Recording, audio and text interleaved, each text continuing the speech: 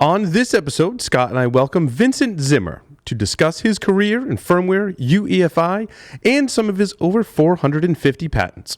Stay tuned for this edition of Eclipsium's Below the Surface. This is a Security Weekly production for security professionals by security professionals. Please visit securityweekly.com/subscribe to subscribe to all the shows on our network.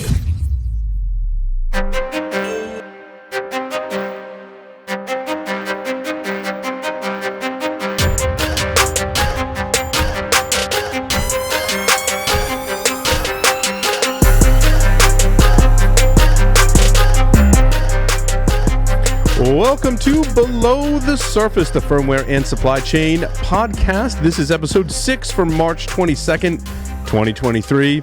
I welcome my co-host, Mr. Scott Schefferman. Scott, welcome. Hey, thanks for having me again. This is always fun. I feel like we got like an upgrade. Like we're doing it from the studio, and we've got all kinds of like intro music and stuff like that. It's good. This is our first one from the studio, so hopefully everyone will continue to enjoy as we get started on episode 6. Our guest for this episode is Vincent Zimmer. Vincent works for Intel Corporation, where he has been employed since 1997. While working at Intel, Vincent has received his master's degree in computer science from the University of Washington and is presently a senior principal engineer at Intel. Vincent has received over 450 U.S. patents and presented at several industry conferences.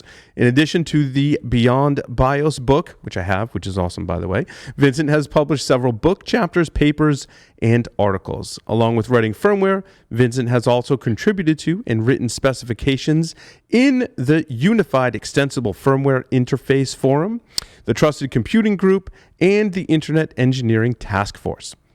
Vincent, welcome to the show. Hey, thanks for the invitation. And yeah, I'm excited about being in the office here. Nice. A lot of these meetings, you would sometimes have cats be cat bombed in the middle of a video call. Right. So, if I see a cat here at the Intel office, I'm going to be a little worried. That's right. Oh, that's awesome. Especially a black one. Vince, how did you get your start in like firmware and firmware security? So I've probably been, I think my first job was back in 92.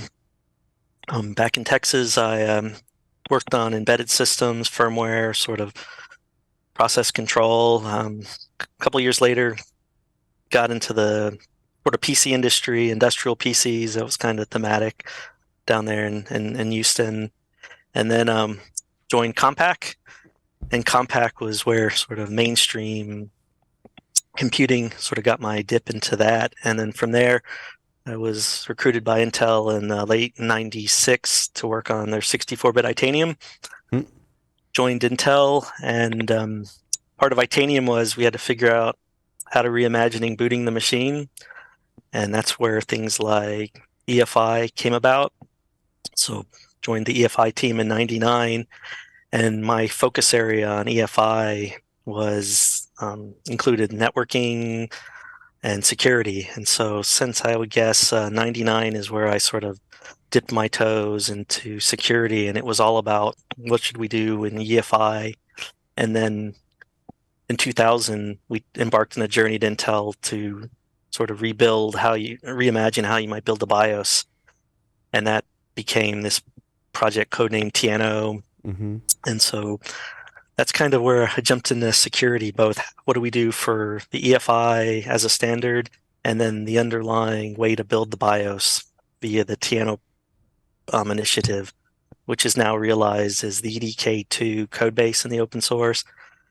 EFI became the UEFI forum, which includes the main UEFI spec and then the underlying PI spec. And then the attendant standards work I did along the way were, where EFI touched trusted platforms. So I worked with the Trusted Computing Group to say, hey, this is how you can do EFI stuff with TPMs. So late 90s, EFI, and then what do we do for security in EFI, I guess would be my origin story. The move from BIOS to UEFI, security wasn't the only thing at play there? Was it a major driver? Like what role did it play, and what was more of the reasons why we moved from BIOS to UEFI? Yeah, and I think judging by the arc of some of the features, you can see security wasn't top of mind. It was kind of a friendly world. What was our security concern? The CIH virus overriding people's flash. So no, the big reason was Itanium. One, we couldn't boot the EFI way, and so we looked at open firmware, ARC, and for various reasons, telling everyone to write F code or the ARC spec was kind of a weird spec. We had to figure out how to boot Itanium, and then we said, now that we have this and it's written in C, we could probably do it on IE32 because this was before 64-bit, Intel 64, and the big issues were legacy BIOS assumed a 16-bit execution environment, making int calls, loading that 200-byte master boot record off the first cylinder, disk size limitations through MBR partitioning. So EFI with the GWDed partition table gave you unbounded disk size. The EFI OS loader allowed you to be kind of architecture neutral and then crush the 200-byte limit. So it was really, how do we be cross-architecture? And then some of the business drivers that said, why change my legacy BIOS, were bigger disks and a better OS load experience. And so that was kind of some of the motivation. But until Microsoft said, go required EFI in Windows 8, it was always a struggle. So what we did to mitigate it was we would build this, modern BIOS, an EFI style BIOS, like through this TNO, EDK, platform initialization spec thing. But we always encapsulated what we call the compatibility support module, or a CSM runtime, where we could boot the MBR way. We would keep a slug of 16-bit code around where we would initialize the machine in, say, native 32-bit, and then jump to 16-bit for OS compat. And then we've been slowly removing that over the years. Because I think even Windows 10, the ISOs still have an MBR boot, the legacy boot capability. But with Win 11, it's pure EFI. And that tells you how I remember long... doing that a lot with Linux, too. Before Linux had UEFI support, doing the compatibility mode. And it's wildly consistent, and it paid the bills for the PC ecosystem from the early 80s until maybe circa 7-8 years ago. So standing on the shoulders of greatness, the folks that did BIOS. I never would decry legacy BIOS. It just EFI helped solve some problems of cross-platform. And then of course when the ARM guys rolled in, they said, I just have to add a few paragraphs to the EFI spec, tell GCC I have a new architecture type, and so ARM was able to embrace it, RISC-V now, and so as any standard, once you do abstractions appropriately, you enable a lot of different capabilities, and so now like Windows on ARM boots the EFI way, etc. So I've always had a question for a lot of our audience. They don't understand how the operating system gets to talk to the UEFI and what those connections are that kind of flow downwards, if you will, compared to pre-EFI. Do you have some thoughts there in terms of why that was needed for just usability purposes and whatever? Right. That's definitely a good question, because sometimes, I don't know about you guys, when I look at a design or standard or something and think, wow, there was some great visionary that laid it all down on day zero. Instead of that, often things get accreted over time based on people's circumstance. And so EFI Runtime is definitely an example of that. So in an ideal world, you'd have these nice handoffs, right? Phases of execution. Like if I turn on the platform, jump to the UEFI loader, I have this very stylized call called exit boot services that says EFI owns the machine, it manages the hardware. At exit boot services, Mr. Operating System, you own the hardware. On PCAT BIOS, when you called int19, it was never clear of when BIOS stopped doing stuff and when the OS took over. So EFI had this great line. Maybe the less so great line was parts of the EFI environment still hang out, called our runtime services. to get the time, set the time, get a monotonic counter, set and get these things called UEFI variables. And a lot of these actually were driven at the time by Microsoft for the OS installer experience. So EFI is a bootloader manager that says, hey, what do I boot? And so it maintains these policy objects called UEFI variables that tell the firmware, where do I find my operating system loader? Kind of the reason for existence of EFI as an interface spec is that. And at the time, some of the Windows guys said, man, it'd be easy if we could have an installer and post-exit boot services through our cool Windows console call into the firmware and say, set these variables. Correspondingly, it'd be cool if we could have an abstraction for the time. This is in contradiction of the other trend, which is at runtime, the predominant way firmware talks to the operating system is a co-pending standard in the UEFI forum called Advanced Configuration Power Interface. An ACPI are a set of tables, static tables, and an interpreted byte code called AML that the OS can sandbox that at runtime tells us what the hardware looks like, how to manage power. We're big fans of ACPI because it can be sandboxed. UEFI Runtime is kind of tough because it's native code from the firmware, but we don't own the hardware anymore. But it was really driven for usability, as you rightly mentioned, based upon some of the original Microsoft architects. And I thought, man, that sucks. We made a mistake. And so I remember when the ARM guys were going big on EFI, I talked to Leif Laidholm and said, this UEFI runtime is so painful, how do we manage this one piece of hardware, i.e. our variables, while the OS owns the rest? And he said, yeah, but it's so useful. You go to sysfs, EFI. So it's a usability versus security thing where usability was the predominant driver for this small set of UEFI capabilities at runtime. And it harkens back to the original EFI spec in late 98, early 99.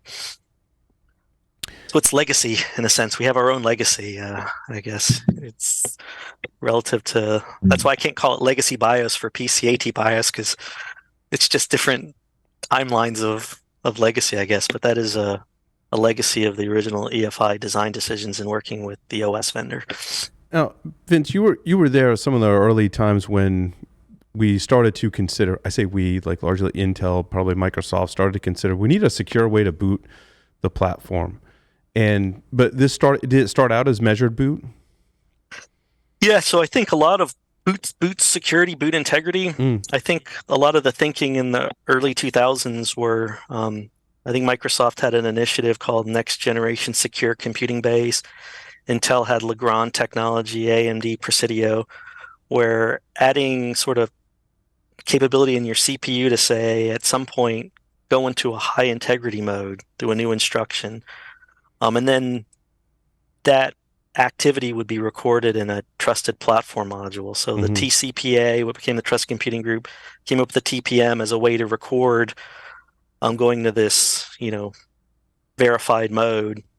And then there was CPU evolution. It turns out, virtualization-based security and such that we now see, really going big in the market with Secure Core PC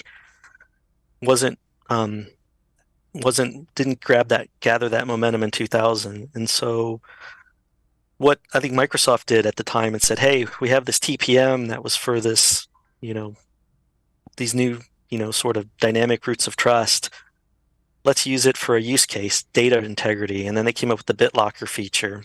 And so BitLocker is all about if your machine's in a given mode, you can unseal or decrypt the volume key to decrypt your disk. Well, for that scenario to work, somebody has to fill in the TPM to tell you what state your machine is in. And that's where the BIOS guys came in. We had to record both for legacy, PCAT BIOS and EFI, record the data and code execution up to the OS loader into a TPM, a trusted platform module. So I was the EFI guy figuring out how to make that work with Microsoft. We got BitLocker going on EFI, Circa Vista. And at the same time, Microsoft said, man, all this code in Ring 0, how do I know if it's good? And so in Vista, there was a feature they had called Code Integrity, or CI. And what CI was their OS loader, both for legacy boot and EFI boot, would cryptographically verify the early boot and kernel drivers. So they really had a nice story where their trust anchors were started with their loader.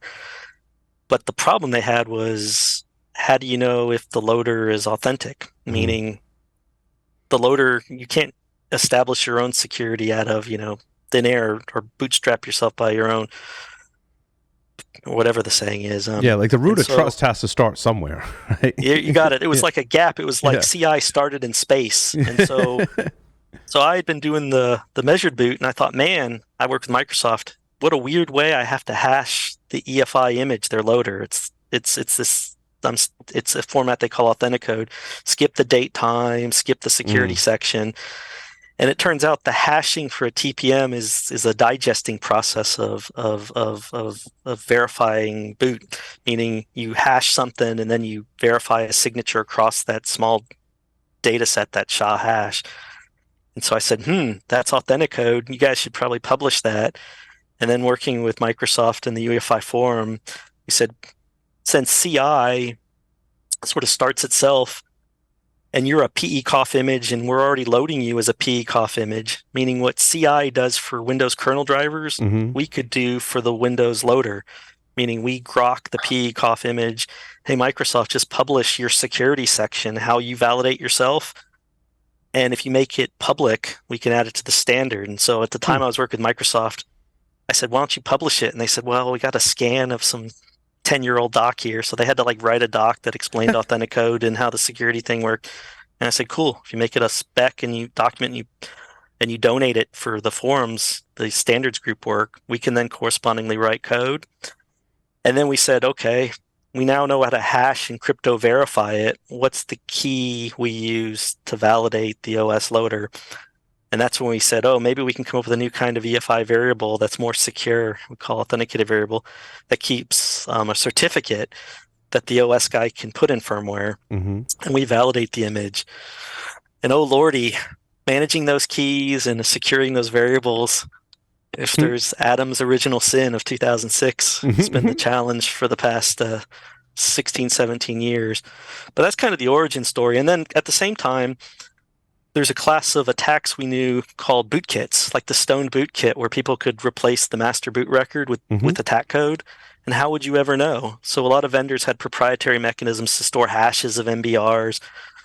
So, but writing an exploit in 200 bytes, you had to have some serious systems programming foo. Yeah, that's for legacy BIOS. For legacy, yeah. Sorry, yes, for legacy, the loader was like a 200 byte little chunk of code, first stage loader.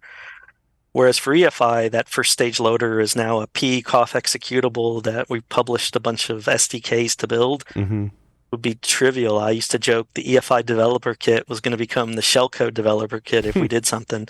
So in the same time of helping solve the business problem of Microsoft CI could go back to a root in the platform, I was always arguing the extensibility of EFI was that double-edged knife. It's great for the supply chain to write code, but then your attackers can easily write code. And so putting some owner control around executables, now not just the OS loader, what about those EFI drivers and adapter cards you plug in?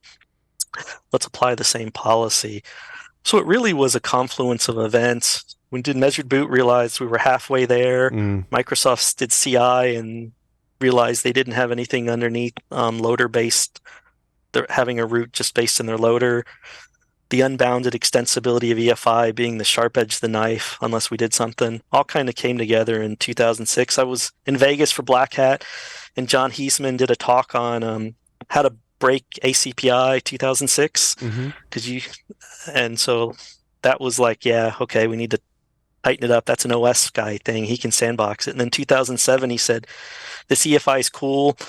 The original spec's vague on security, and man, people are going to hammer platforms unless they do something about, this unbounded, unvalidated image execution. So give as much credit to Heisman, Microsoft, and a lot of people in the industry that we all kind of bumped into each other at the same time in the mid-2000s around this.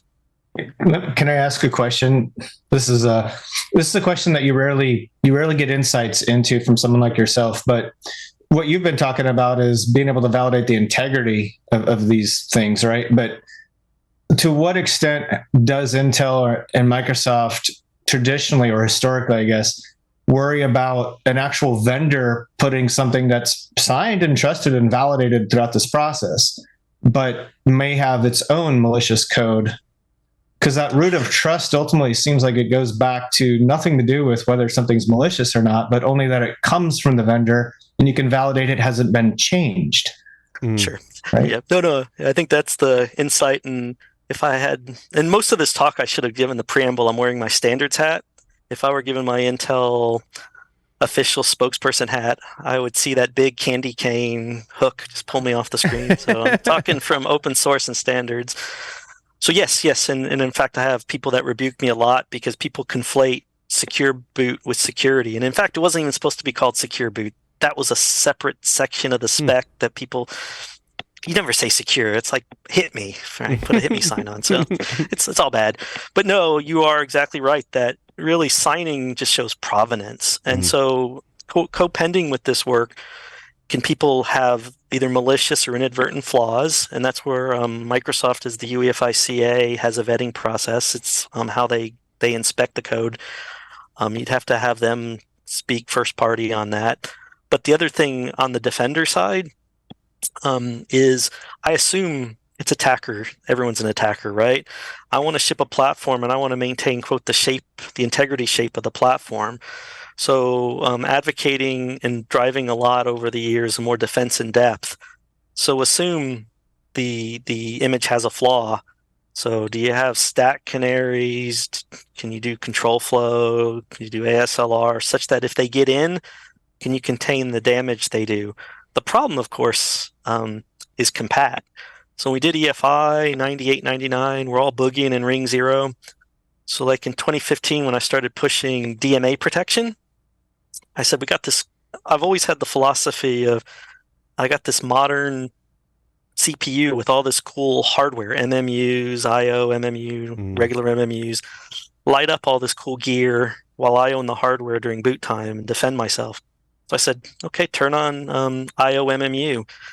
EFI spec has a call that if I'm a device driver and I need a buffer for DMA, I make a call. I'll just hook that and say, if you ask for a buffer, I'm only going to censor the memory map that you get the one buffer to DMA into. Well, it turns out on x86, since we're cache coherent between IO and memory, people were just allocating pages for DMA and it worked. So when we tried to retrofit the IO MMU, we broke a bunch of people. Oh, because they couldn't live, they basically couldn't live within your constraints. Right, exactly. And we're having it again. So circa now, where, a couple of years ago, Keith Cook, the Linux guy, he on Twitter said he saw the latest EFI exploit boot hole. It was probably at the time, and said, "Dude, we've had PACs and all this protection for 20 years. Are you EFI guys sleeping?" And I said, "No, we're not sleeping. Maybe we're not always the most awake, but we're on it." And I gave him a list of our protections we're doing, the NX and the canaries, and he said, "Great. How do I find a motherboard with that?" It's like, okay, that's a good question. Can we make it more software observable? That's a discussion we have with the industry. It's, how do you ensure the supply chain's turning it on? And then the other issue was, I told him, NX, if I want to turn on memory protection during the boot time when I'm running third-party code, I can do it. But what I observed was the Windows loader, it allocates a buffer, it puts data in there, it fixes it up, and it jumps to it, meaning it has its own image loader. So it goes from code to data. And so if I own the page table and I'm protecting the platform and a secure boot authentic image flips the code data semantic, how do I know? So we're working with the industry in UEFI 2.10. We added an API like mprotect in Linux to say, if you want to change policy and you're an official secure booted thing, you can. But it shows people have been rolling code for a decade and a half that assumed code equals data, such that when I try to do memory protection during the third-party extensible part of EFI, I break people, just like when I turned on the IOMMU 7 years ago. So, compatibility is great. I'd argue the EFI spec, we've maintained compatibility such that back to the original .98 spec in 99, that PECOF image will, quote, work. Well, boy, howdy, he may have been assuming some things that if I try to armor a platform in 2023, break, and then you make the business call. Do you say, I'm going to break people and be more secure?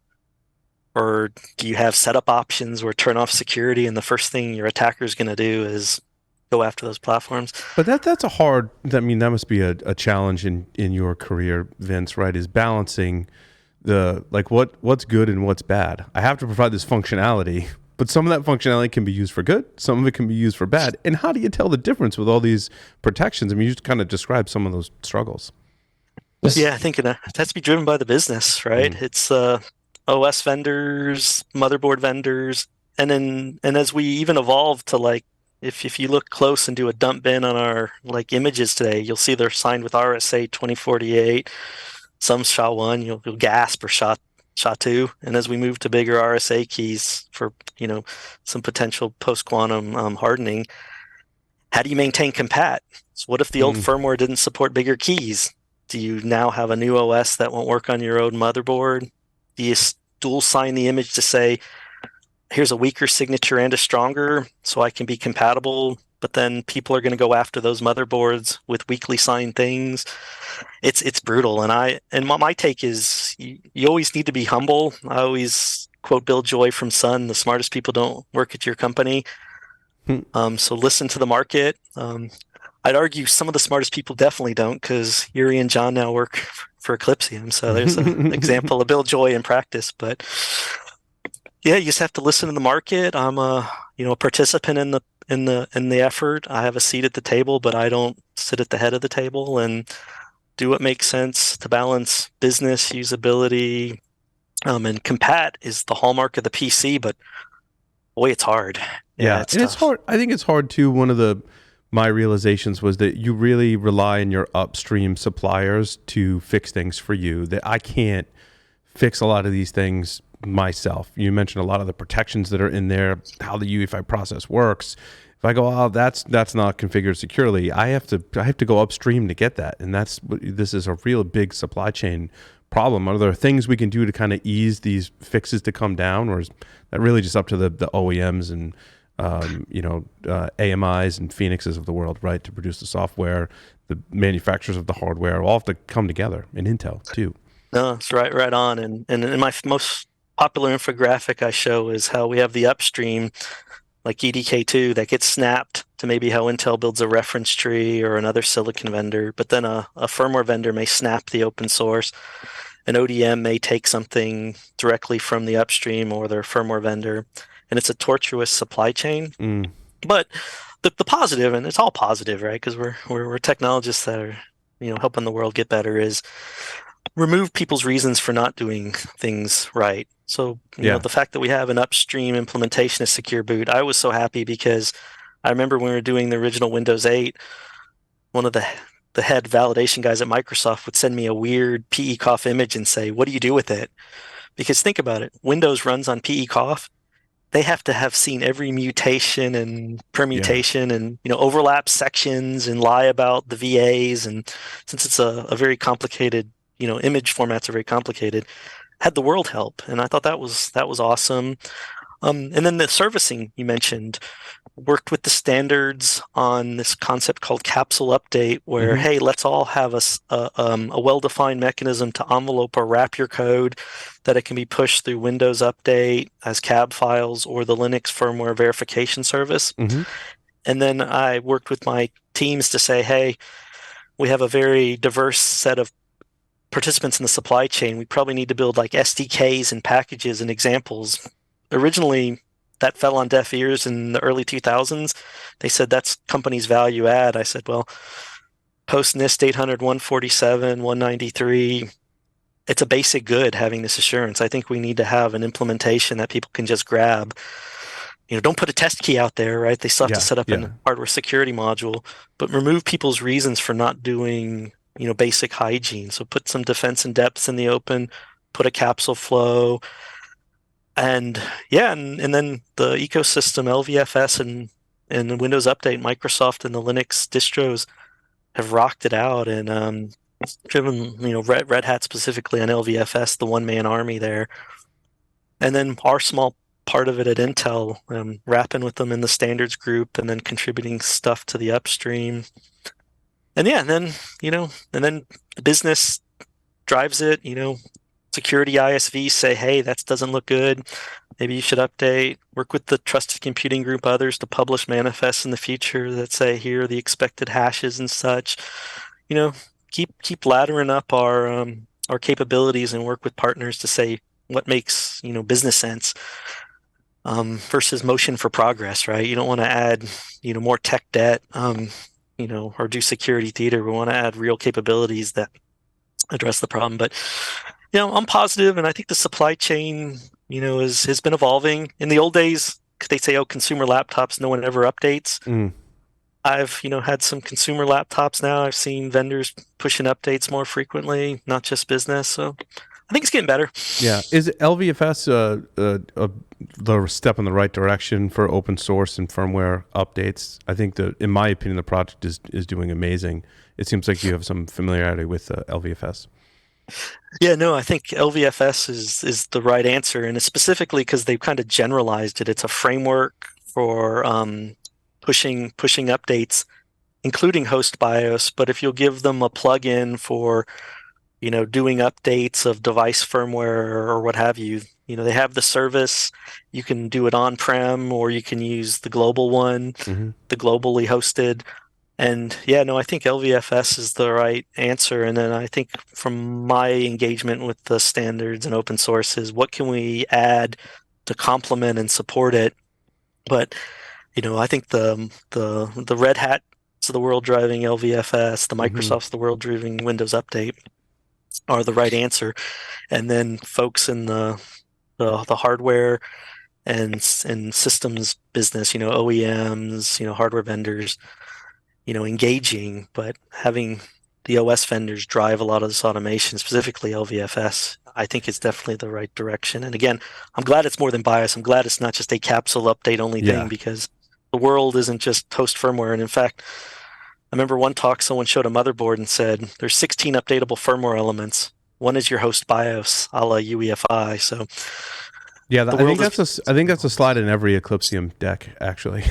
Oh, you guys have good. All right, maybe that's what's paging. Might have been where you off saw disk it. here. Yeah, maybe but with off disk. With open source firmware development such as Core Boot, is that like a positive thing for folks that want to continue to support older hardware? In other words, I can't get the updates because the OEM has sunsetted and is not supporting that, but open source might support that. Therefore, I can get these updates. I can get security fixes. Is that a valid use case to combat some of the legacy hardware security problems? Yeah, and it's definitely a balance, and we're facing this like in the Open Compute project and others where hardware roots like BootGuard or AMD's PSP verified boot, where you blow fuses and kind of bind your early BIOS to the platform, kind of is challenged by this more open. Yeah. So companies like Star Labs, or of course Chromebooks, where you can go into a developer mode and flash all the way down to the early boot code. That's kind of the structural challenge, i.e. building a platform such that an enthusiast or an owner can put their own BIOS in. But I think Chromebooks are showing one viable path, meaning if you go into developer mode, you can't get to the high valued services like Netflix on your Chromebook or what have you. But if they end service for the Chromebook, you could still update the BIOS on the motherboard. They upstream the platform code. There's open source OEMs like System 76 and Purism that leverage that. I think it's a positive, and I think we just need to find a balance between having hardware roots if you elect to have it, but then can you have for the circular economy a way that an alternate owner could remaster the firmware, and for certain markets that makes sense, for certain it doesn't. So yeah, the jury's out. So I sort of described the scenario, but I don't necessarily have an advocacy. As a technologist, I think some of the balances can be, if I had a higher fidelity way of reporting, I'm open, such that people could then say, you're not doing hardware secure boot anymore. That's cool. You can run my Windows or Red Hat. I just won't let you access high valued services because your threat risk profile is different. Right. Maybe we make it more observable as being dictating one or the other is best. That's my view as a technologist, but me from the business, I think it's a work in progress, I would say. Yeah. Scott? So Vincent, just earlier you were talking about what I would just loosely describe as the massive complexity of this supply chain that you guys have to work with, especially. And because this is the below the surface threat report, I wanted to ask you some of your thoughts when it comes to, let me put it like this. We did some research called BMCNC, which was based on a leak of a lot of stuff from one of the very highest up suppliers. I don't want to mention names. I mean, it's public or whatever, but it's not really about that story. But one of the things we observed during our research that at least surprised me, right? I'm speaking for myself, is that there were a lot of keys and secrets and certs and whatnot stored that were both representative of suppliers upstream and downstream of the particular leak we were looking at. And when you look at like these ransomware actors that are extorting the IT supply chain, and a lot of them are these firmware developers right now, there's certain groups like RansomX that just hit those all the time. And they realize if they could leak that source code, it's a lot of leverage for them to extort money. So when it comes to leaks and kind of that threat of the supply chain, I was always curious, like, why are there so many secrets that you find? Is that a necessary evil of having to work up and down the supply chain to develop and build code that's interoperable? And like, you have to provide secrets upstream in your case, right? Yeah, I think assume your code base. Your threat model should always be assume your code base is always going to leak. People are going to look at what you have. So yeah, the actual having to distribute secrets, I don't think should be a necessary part. I think we provide tools that people can use, but in concert with their own HSMs and other infrastructure. It might be just expediency. It's easier, right? You always tell people, hey, never sign locally, sign use an HSM. But I remember a horror story when I was working with the Microsoft guys on UEFI Secure Boot. They said, yeah, this one vendor does it all. And if I say the country, people will know which vendor it is, off his laptop. And so if that guy gets hit by the bus, there's a certain class of adapter card that's not going to work anymore.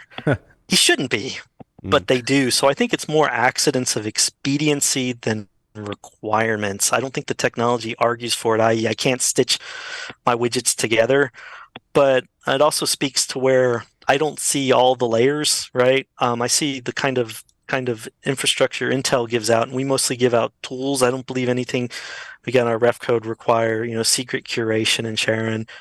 But when you start building those successive layers of the stack and BMCs, which are full up Linux, and maybe, one vendor to a next, maybe firmware vendor, integrator, ODM, they may observe it's easier for some of those transactions to do that. But I don't believe the technology ever typically argues for having to do that. I suspect it's more from expediency is why it happens. And then given a lot of this isn't done in the open, who's watching the watcher, right? So you asked about the core boot stuff earlier. I liked how the Chromebooks kind of put more of their workflow in the open just because, it's more observable what's happening. So, but yeah, I never confuse evil, and I would say ignorance, but maybe lack of attention to detail. I don't believe it's evil either. It's just probably expediency. It's easier to do it. Whereas the best practices hurt. Setting up a Thales HSM isn't something I can do in my lunch hour easily, right? Typically. So maybe that's part of why, setting up the infrastructure correctly is challenging. Great insight. I was just wondering about that dynamic because of what we observed. Thank you. No, and it's such a long supply chain, so many links as you go down, and it's amazing. It speaks to I think the value and the variability of the supply chain. I think is part of the greatness of you have choice, but it's that double-edged knife like anything. Having choice and sometimes means maybe certain flows, and that's where I think a lot of the supply chain work happening in the standards groups, whether Intel and others. Some of the stuff on maybe SBOM will help, but Yeah, this one hurts a bit today, so yeah. Yeah, and I think attackers take advantage of that supply chain complexity and the openness that it ultimately breeds some of these exposures and vulnerabilities. We've seen a timeline. In fact, we have a timeline of boot kits right over time that have been used in various malware campaigns and malicious code. But Black Lotus was the one that it really kind of culminated in the way that it took advantage of all of this, including vulnerabilities, including the root of trust. What's your take on Black Lotus? Yeah, no, I think Black Lotus is definitely different than things like the boot hole that I think Eclipsium helped drive some of the analysis of, which was a flaw. You could sort of stack, smash, grub. Mm-hmm. Black Lotus, and I won't claim to have done the doctoral dissertation and review. I haven't gone to all the Eclipsium, or I saw Alex Matrosoft publish some stuff a couple days ago.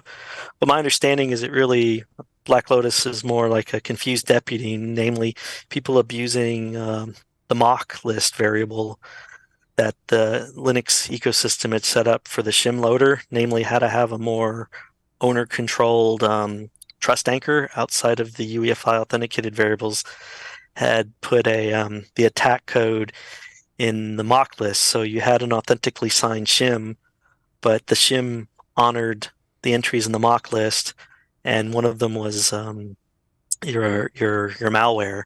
And so he was a confused deputy. He didn't know whether it was a good entry or bad. He was just going through the mechanics. And again, that speaks to kind of the threat model circa 2010. The Unix Linux community said, hey, it's going to be kind of a pain to put a SUSE root, an Ubuntu root, roll your own distro root in everyone's PC. We'll have the Microsoft root for Windows, then we'll have the UEFI CA for everyone else, adapter card vendors, pre-OS, independent software vendors, including but not limited to the shim. And then what shim loads, we'll manage it ourselves, this mock list. And our threat model here is, this is a boot service only variable, and let's assume with secure boot on, bad people won't hang out in the boot service time. Well, bad people are hanging out at boot service time. And so this is definitely one we need to kind of,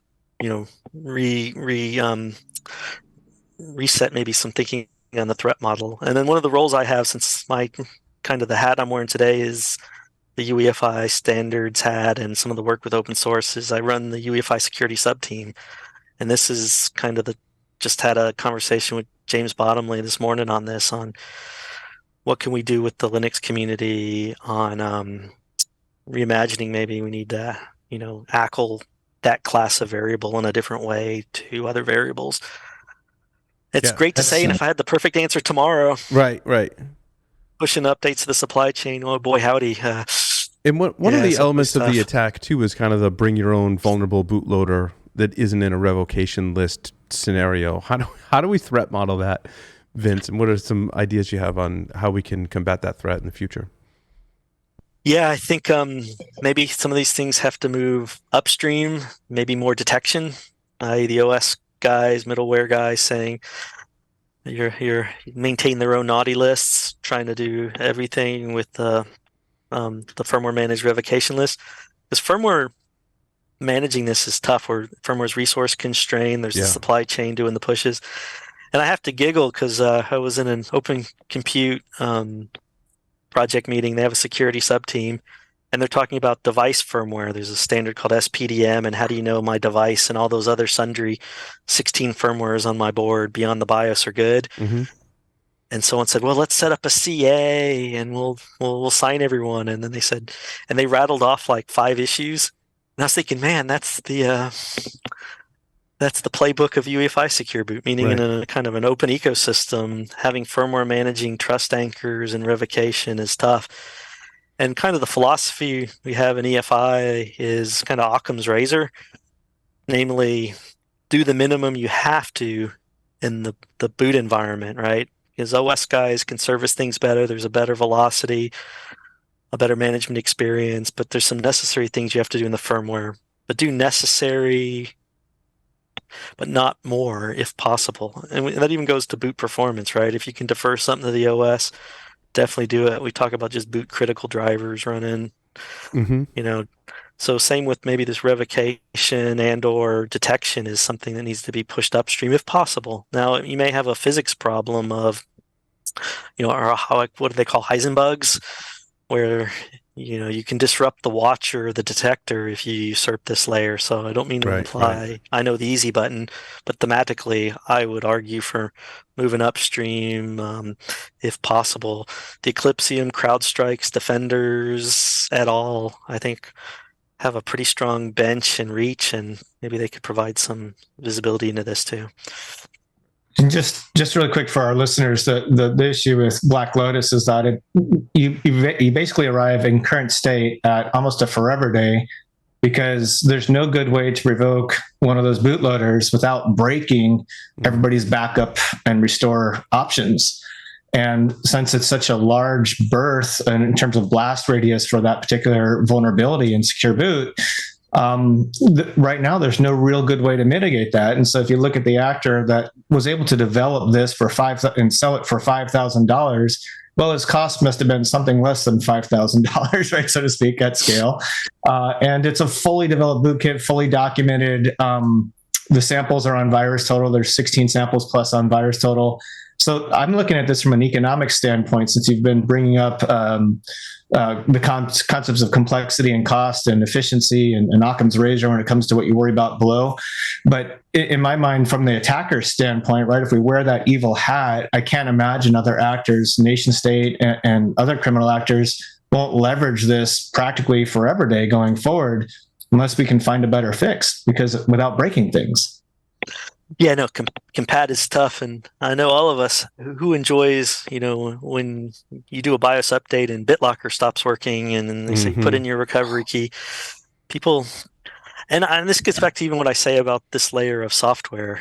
Yeah, when I started DFI, we had all this extensibility. I thought, man, we could do all this cool stuff, value add, and I've come to the realization in 2020s here of kind of firmware is value neutral, meaning when it works, you shouldn't even know it's there. But when it disrupts you, whether you have to read an article about it, giving you some security, heartache, boot slowly, if it's the supply chain, it's hard to use. And I call those the value negative vectors. So part of our mission is to go back to value neutral for people to not talk about it. And yeah, this one is going to challenge of, do you disrupt folks, and does firmware have to become, quote, more seen, i.e. you have to do some updates or some user interaction, which is often the no-no. But yeah, I haven't studied this one enough and the ramifications to have a good opinion on the Lotus, to be honest, today. So I think if I went too far, I'd probably get in front of my skis. And yeah, again, I haven't seen read the Eclipsium report or Matrosov's posting from a few days ago to have the too strong a response. Although I'm sure the audience, that's like top of the news stack, would want to hear some pearl of wisdom. But I think this oyster's just got a little grain of sand right now on this one. So yeah. Scott, did you have more questions? Well, I like to think of things strategically as well. And if you look at the chip wars going on between the West and the East, if you will, you look at the sanctions against technologies for other countries that are having a hard time now getting their IT. I just look at this as it's quickly moving towards an economic and socio-political battle space, for lack of better words. And I feel like a lot of the assumptions we've made for the last 20 years in your career need to be kind of fundamentally changed in order for us to build something anew with all this new fab and everything else. But like, this needs to include firmware to build like a better root of trust and a better validation of whether there's malicious components that are still being used coming directly from supply chain versus vulnerabilities being exploited by attackers. That's definitely always going to be in play and has been. But I feel like we're going to start seeing more direct threats coming from the supply chain.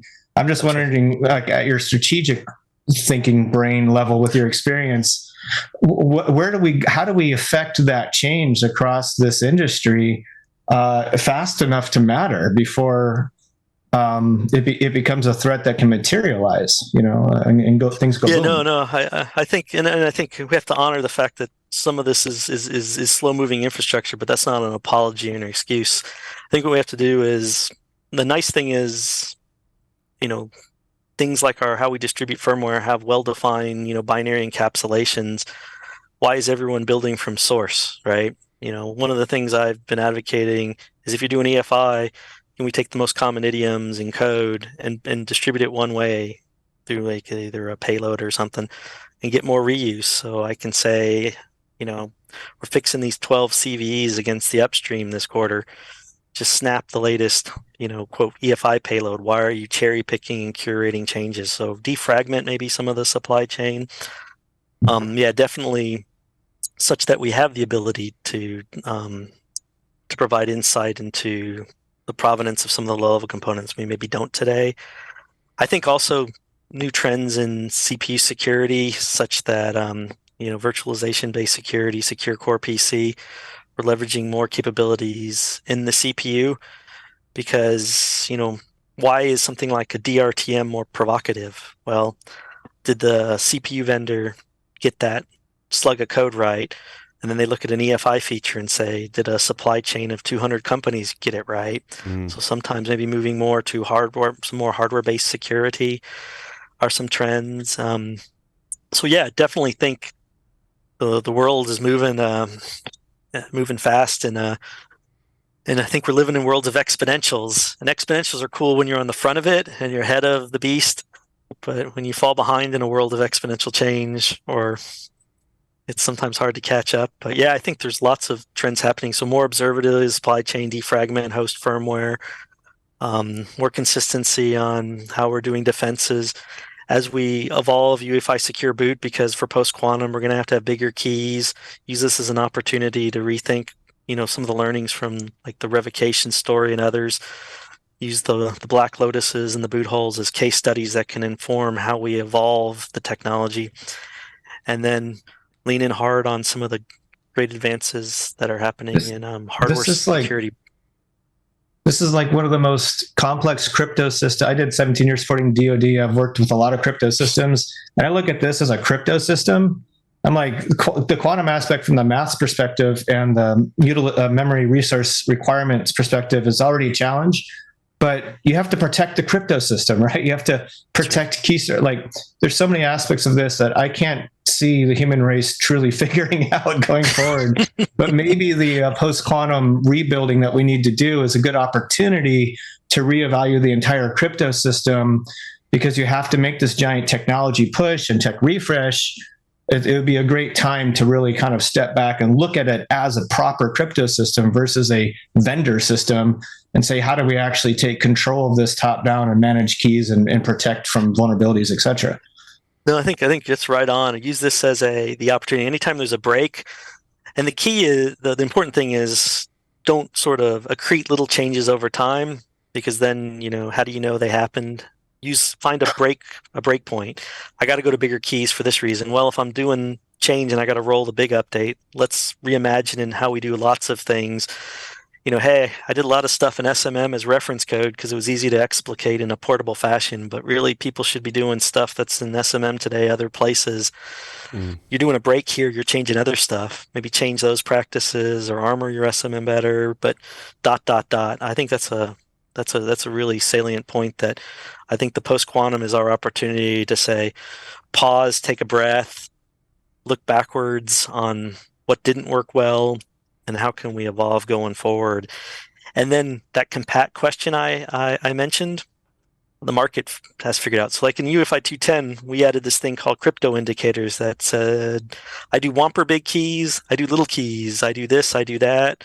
The green eggs and ham on a boat, on a plane, and a train, and then provided a way to say, turn off a bunch of those and say, I only want the big Whomper key, or I want to be compat with smaller, but let the market decide. And then hopefully that policy engine doesn't become what they attack. So make sure we do it right. But yeah, I think maybe have to leave some compatibility behind, just like we left MBR boot behind. And maybe that's the business reality for some of this. Don't know though, but that might be the right answer. I think that's a good answer, Vince. And I want to thank you for your time today, and thank you for all of your work in this area and continue to push forward these security initiatives that are super important to really all of computing. So, oh, hey, thank you guys, and the great questions, and also the work Eclipsium does, your reports, the rock stars you have on your bench, Mickey, Alex, John, Yuri. Yeah, I think you got a dream team, and I think you're doing a great job by being, outward facing on your research to help the broad ecosystem to have some understanding of what's going on. So, well, thanks for very that much. work in addition to the invite here. Awesome. Yeah. Thanks so much, Vince. That will conclude this edition of the Below the Surface podcast. We'll see everyone next time.